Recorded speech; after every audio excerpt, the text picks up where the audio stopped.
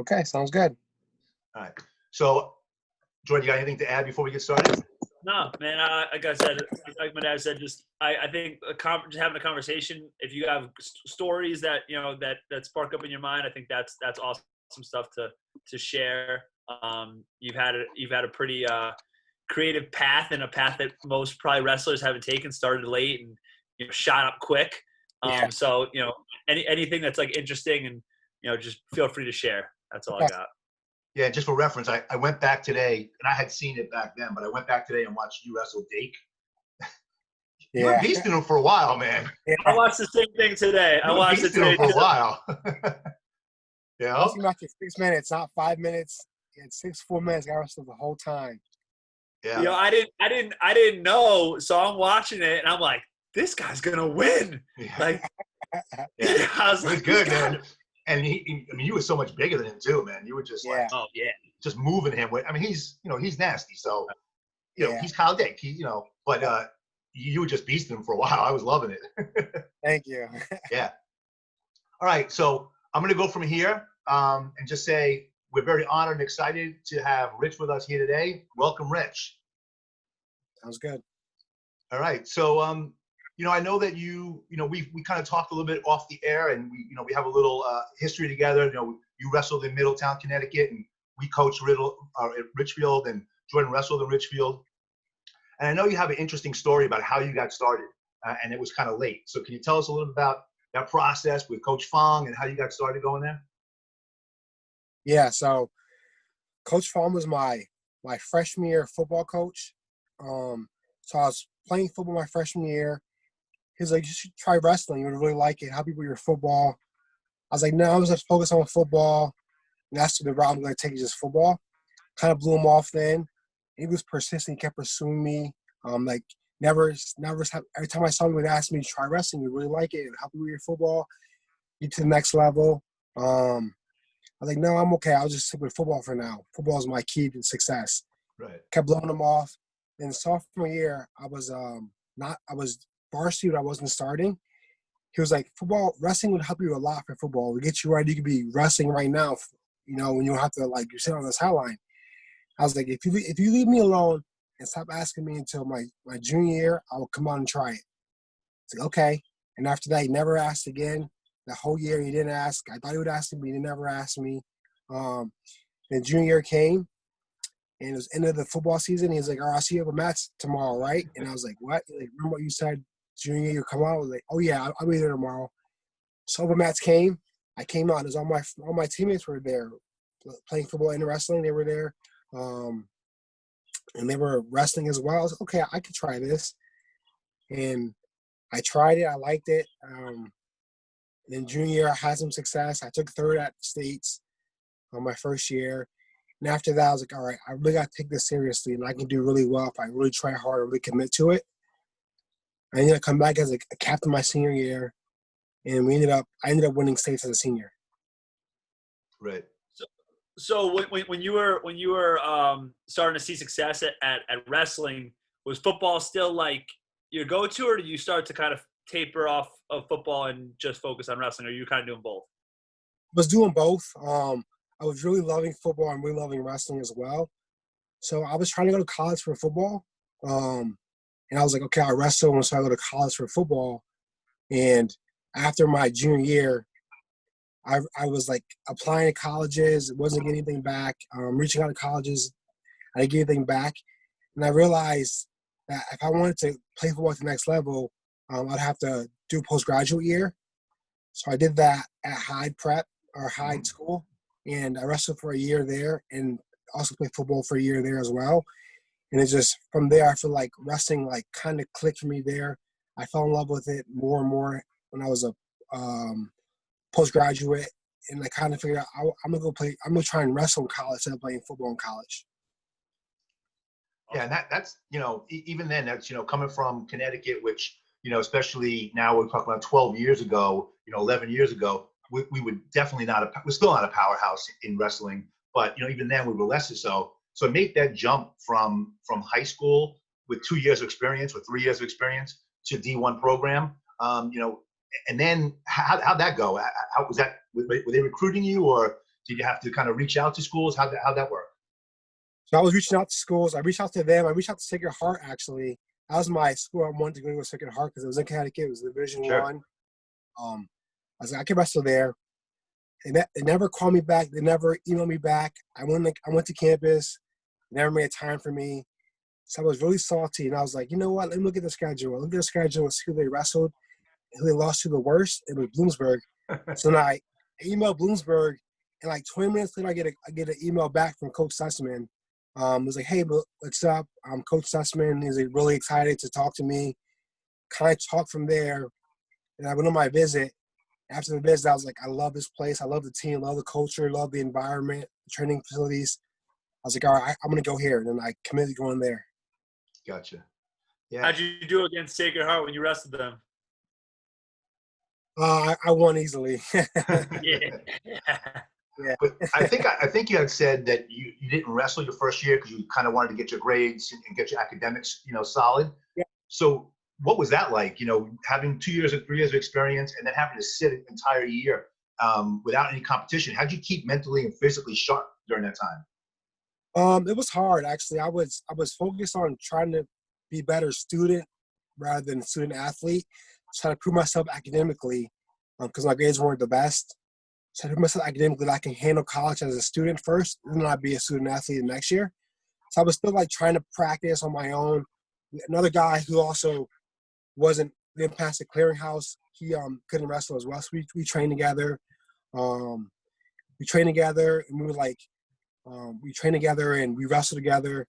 So that kind of kept me on track to prepare for wrestling season next year. Yeah. It was really tough. Yeah. Well, that's again, we're trying to always find out what's the thing that makes somebody a champion. I guess that's probably one of the things, right? Is finding a way to get it done, right? I'm not going to settle that I can't go to the practice room, so I got to find someone who roll with me. So that's awesome. Yeah. And then from there, you kind of went to the national level, and all of a sudden you're wrestling with, we just talked about the best guys in the world, and you're rolling with Snyder, and you're competing against Kyle Dake, and coming from, again, not wrestling until you're a junior in high school. What was that like, and what was how'd you adjust to that level? I would say I just settled over pretty quickly because, as a freshman in college, my mindset was like, all right, I'm not the best in the room yet, but I'm going to be the best in the room. So I kind of had a growth mindset. I was always like trying to be better, trying to get better. I believe I had limitations on myself and putting on myself that I could do anything as possible. And I try to get better every day. So I try to get better than I was today than I was yesterday. So I was trying to grow every day. That really helped me kind of hone in on being better tomorrow than I was today than I was yesterday. So having that mindset that I can get better every day than I was yesterday was really helpful. It allowed me to pursue a better version of myself tomorrow than I was today. Really close the gap on guys who are better than me. Really close the gap on those guys. Yeah. And they probably didn't see it coming either. Yeah. So when you're going through that process of like getting better, like I tell my kids all the time, like 1% better every day. That's all. We're just trying to be better than we were yesterday. Are there habits or things that you developed while you were doing that helped you? Like every day you're trying to get better, so your habits get better. Maybe you're setting goals. Are there things that you can like look back and point at that you can be like, that really changed the game for me? Yeah, but I would say consistency was the biggest thing. Like being consistent in my training, like coming with a good attitude was really important. Like being willing to train hard the whole practice, not taking parts of it off was important. Having a coach who really drove me to train hard was really important. And just being willing to take on whatever he gave me, like for practice, was the biggest important, I would say. It was the most important. Being open-minded as well. Like not understanding, like I want to be the best, so I have to train at a higher level than I am right now. So understanding that really pushed me to train harder each day. You have a good relationship with your coach? Really good relationship with my coach. Yeah, he's a really good dude. Coach Sussman, he's a really good guy. I appreciate him for so many things. He's helped me really a lot. I feel like that's really important when you when you have either it's your coach or a teammate that you can kind of understand your goals and understands your drive.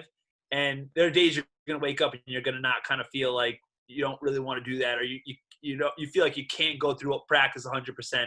Being able to have that person in your corner, being, you know, you set the goal, you want to do this, like we got to work, is important. So important. Yeah, really important.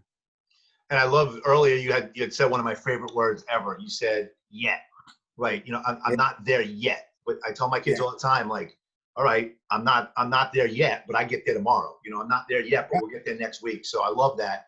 That's awesome. Thank So you know, now you're competing on this national level. You know, you're going to the Olympics, wrestling with Kyle. You know, official training partner there, and I know that you had said that, like, you know, now you kind of knew that you belonged on that level, and you set your goals on 2020. And then, you know, I know you kind of were practicing and had a freak accident that when I heard about it, I mean, I had to read the article like 4 times to kind of believe what actually happened. Can you tell everybody a little bit about that, if you don't mind? Yeah. So 2018, I was at a training camp in California, San Diego, with the U.S. team, and we were doing some drills, some sparring drills, some hand-to-hand combat drills.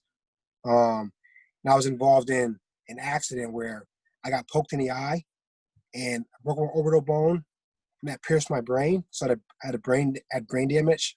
Put me in the hospital for about 3 months. I was in a hospital in California for a month, and I flew to Philadelphia for another month and a half. And I was released in November. This was August 28th in 2018. I was released in November 15th, I would say. Mm-hmm. I was in the hospital for about 3 months, fighting for my life, fighting to get back to being able to walk again, being able to talk again, being able to move again completely, like without a wheelchair, without a cane. And I progressed really well through there. And thankfully I was able to walk again, able to talk again. Like in October, I started walking more and talking more. Then November, I was able to leave on my own strength and go home. That's amazing. You know, when the community heard about what happened, you know, you kind of always panic and you think about the worst. And, you know, again, 3 months later, we're like, this guy is walking out of there on his own, man. The guy is a beast. Like, that was amazing recovery. So, you know, I'm so happy to have you, that you're doing well. So that's phenomenal. And I'm sure that, you know, and tell me if I'm wrong, but I'm sure that all the mentality that you kind of took from wrestling and all the preparation, and that, you know, I can overcome anything attitudes, what got you through probably. Is that right? It had a major part in how successful I was in recovering. I mean, if I had the same attitude my whole life, I would say I'm an overcomer. I'm always willing to prove others wrong. I mean, in high school I did it, and in college I did it, and at this level I'm doing it still. That was my mentality was the same as it always has been. Like, I can do this. I can get back to wrestling. I can get back to walking. I can get back to doing how I was before the accident. That's a mentality through it all. So that really helped me push forward and really try harder, try every day to get better. Really helped me a lot. That's awesome. Were there any times where, like, and this can be with the injury, or even as you're coming up in the ranks, like, where you felt like, you know, you're struggling. I mean, I feel like everybody has those times where they kind of, or doubt seeps in. If there were those times, you know, how were you able to kind of see, like, all right, what I'm doing isn't enough. How am I going to push through and get to the next level? Yeah, definitely, for sure. I had those times when I'm at training. I'm in preparation for the 16 Olympic trials. Had some doubt in my mind there. I just remember focus on my training. I've been training really hard. I've been consistent. I've been doing all the right things, training wise. So training in that environment has really allowed me to, all right, I can give my full effort, try my hardest, leave the rest up to God, and try my best. That's all I can do is just try my hardest. Really helped me, allowed me to freed me up, allowed me to wrestle really hard, give my full effort, and allowed me to try my hardest and give my best. It kind of frees you up from the doubt, because if you're like, if I prepare the right way, you know, like you said, leave it up to God, or, you know, like it's going to be what it is, and I've done everything I can. Yeah, so my hand out of my control. I give full effort. That's all I can do. Love that. Yeah, we talk all the time about, controlling the controllables. Oh yeah, I can control my practice. I can control my mindset. I can control my weightlifting, my nutrition. And then the rest of it, the competition, that's going to happen. It's going to happen. And we'll deal with it. But yep. you can leave with peace of mind knowing I did everything I could to achieve that goal. So that's phenomenal. And that's a great message for the kids too. And as we said earlier, the goal of this podcast is to really get to the middle school and high school kids and let them hear from guys who have, achieved, overachieved, who've done things that you've done, and you've done it in multiple ways, and kind of hear, the secret sauce. Like, so whether it's mentality, and I know it's all of them, whether it's mentality or it's just, I worked harder than everybody in the weight room, or, my conditioning, just, what's your secret sauce? What's the message you can give to the high school and middle school kids to inspire them to do the best they can with what they have? I would say give full effort in everything you do in your training and your diet. Be fully committed into like eating healthy, lifting weights, doing extra. It all pays off in the end. I would say it definitely is worth the effort. Giving full effort is important. I think that's what helped me get so far to where I'm at now. I've always given full effort. Never gave half effort. Really allowed me to pursue the person I want to be. So if I could just take it back a little bit, full effort is awesome, but where do you think you learned that? Where do you think you got that from? Because it sounds like throughout this story, you've had that in your mindset the whole time. Like, when you stepped on the wrestling mat, you were, for the first time, you were like, well, if I'm going to do this thing, I'm just going to go all out. Like, how I do anything is how I do everything kind of mentality. And you've carried that throughout your entire career, and that's what led to a lot of success. Where do you think that came from? Is that, something you always had, or you were born, someone taught it to you? I think I learned it from Coach Fong, actually. He was strict on hard work. He worked us hard. He worked us really hard, I would say. Really showed me that effort is important. It's the backbone to anything I want to do. I have to put my full effort into it, and I'll have success that way. He really showed me that effort is important, and allowed me to control some of the things I control in my life.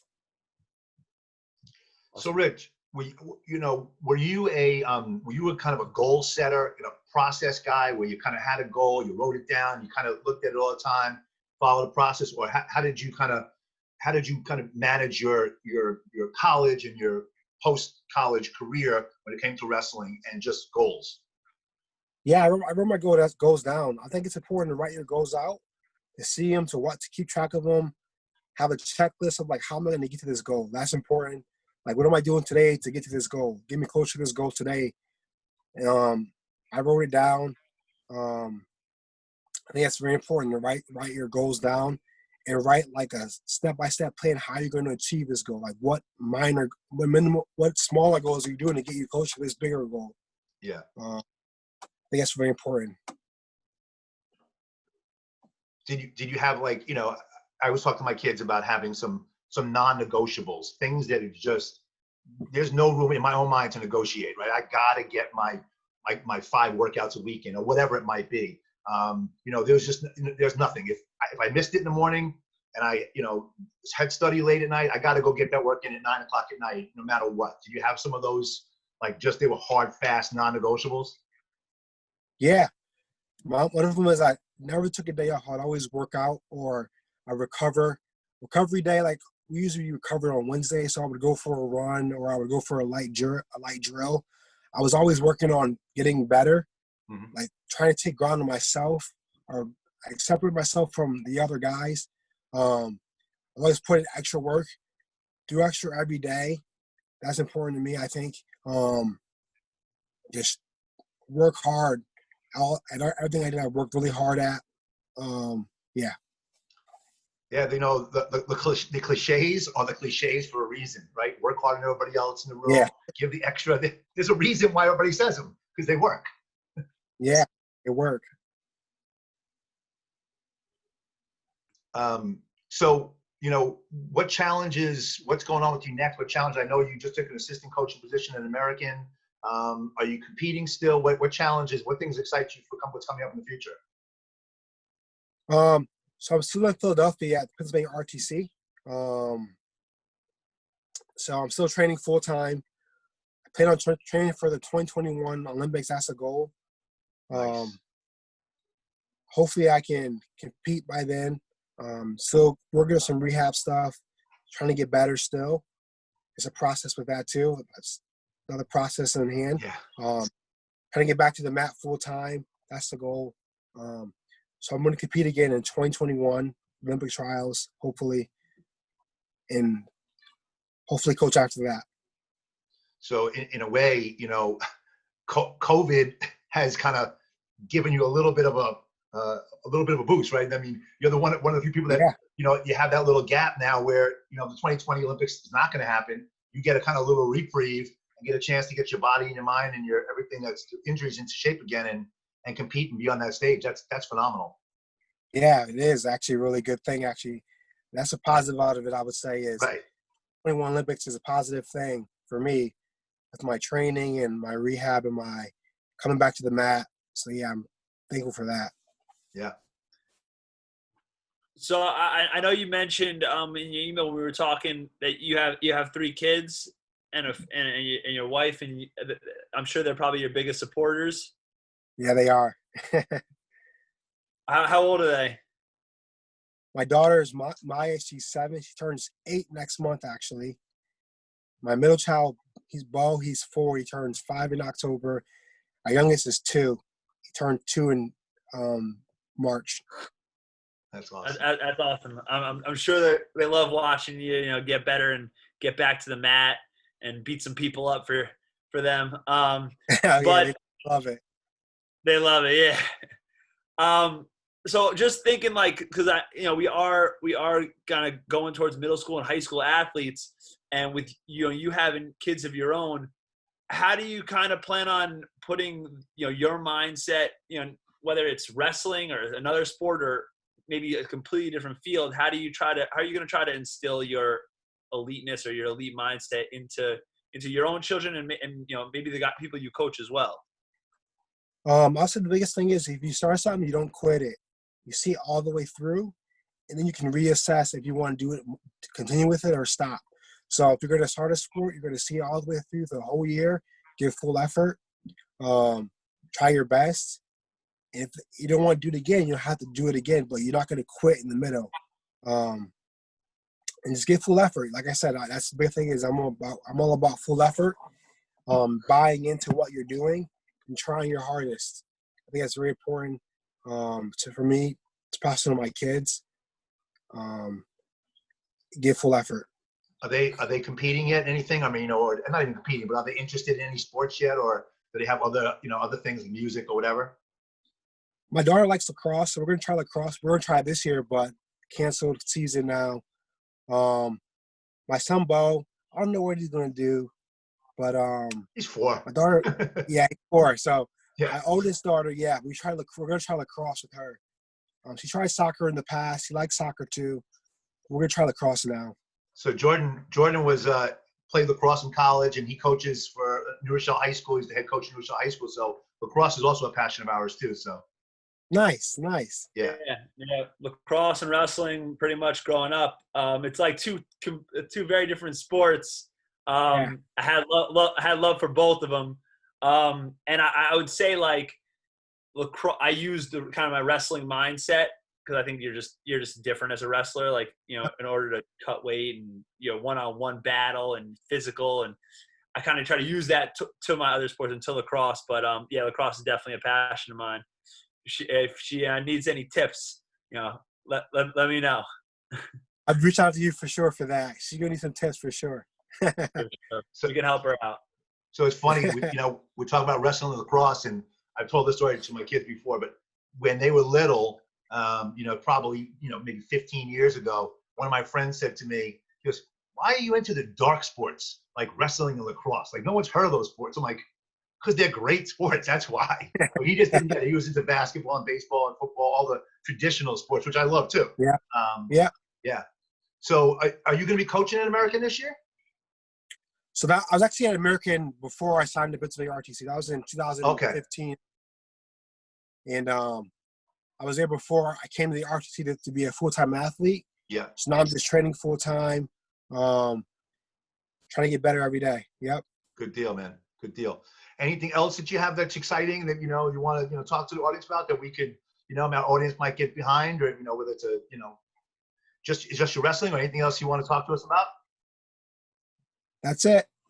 That's it. All right. Well, wait, single mind focus. That's why you're going to achieve your goals. Thank you. I appreciate it. Yeah. Listen, man, we really appreciate having you on. You know, your unique stories from just the way you started the sport to the injury, to the awesome recovery, to literally being back on the mat and being a contender for the 2021 Olympics is crazy. But you should be an inspiration to all of our listeners. You know, we really appreciate having you on. We hope to talk to you again. You know, when you get closer to that, to making the Olympic team, we'd love to have you back on, man. Yeah, for sure. Thanks for having me. I appreciate it so much. Thank you. Thanks, Rich. All right, Thank Rich. you, You guys. be good, man. You too. Take care.